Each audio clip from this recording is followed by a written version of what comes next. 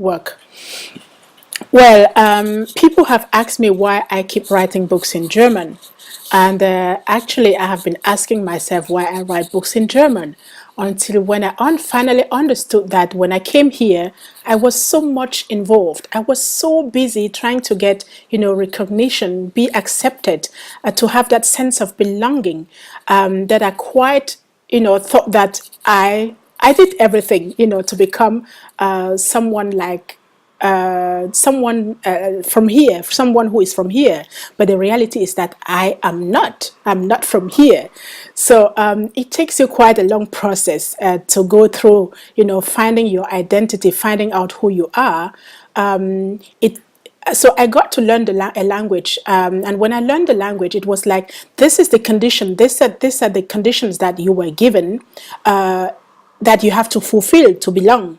So when I fulfill the conditions, having learned the language and proven that I can even use this language to write books, I realized that the truth is the contrary. Some people are just visible, and it doesn't matter how much you speak the language and understand the system.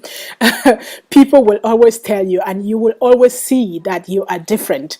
And if you do that dialogue with yourself, you come to realize, you come to really find out who you are.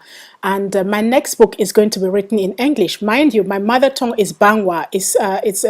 The language, my language of instructions are colonial languages. They are English, French, and German.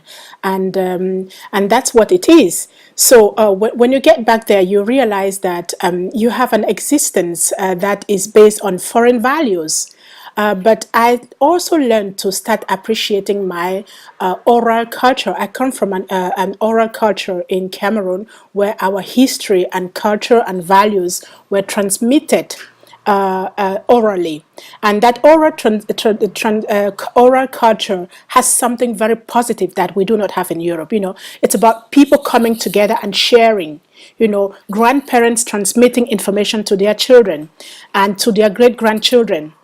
So who your ancestors are. You can relate to them. You know what they told you. You can see, you can watch them telling you stories. So you can read them, actually not like in a book, but you read every feature of their body and their being when they tell you this story. You can live the moment with them. And today our children are born in a system where they grow up with a computer, they grow up with smartphones, they grow up with all sorts of games on the internet. They're very smart, but not in social contact. And so when I got to the point where I thought I could belong, I realized I touch at my boundaries. There are certain values that I just cannot negotiate. They are non-negotiable.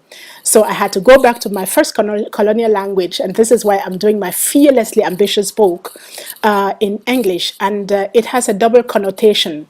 Being fearlessly ambitious, to have been there, to have tried to be who people thought you should be, but also being fearlessly ambitious to look back and say, hey, I just want to be who I think I am, who I know I am, and I don't need any permission for whoever, and I just give myself the right to step into my greatness, to be who I am, and be proud of who I am, even if my environment doesn't understand.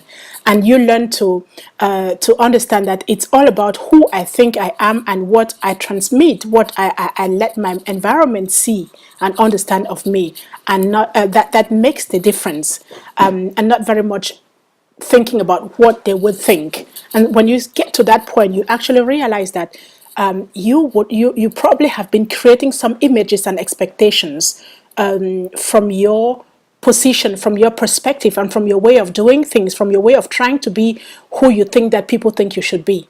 And so when you get back to that point, you actually there's that sense of satisfaction, that sense of maturity, that sense of freedom, saying that I can choose, I can speak your language, but I can also speak my language, and this is a kind of richness that I bring to the table, and I'm proud of this.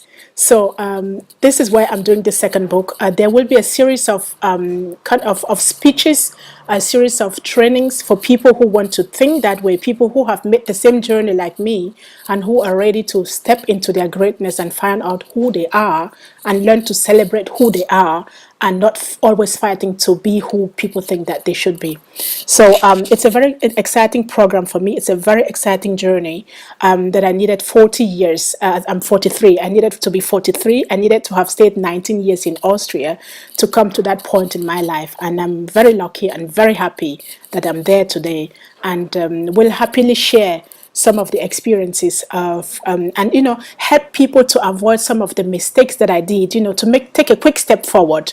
And it's a program that is meant to give back to people like me, to people who want to move forward and learn from the side steps and the quick steps and the short steps of people like me. So this is what this book is all about. It's still in development. I can't tell you when it's going to be out, but my intention is to have it out as soon as possible. So as of now, I'm very excitedly looking forward to being in Luxembourg. Equality, time for equality. My host is Time for Equality. I'm so excited to meet Rosa Brigone and her team, and to meet the audience in Luxembourg. I invite all of you, come out. There's so much to share. There's so much to talk about. There's so much to learn from each other. So I will be very happy if so many of you show up, and let's talk about the future. Thank you.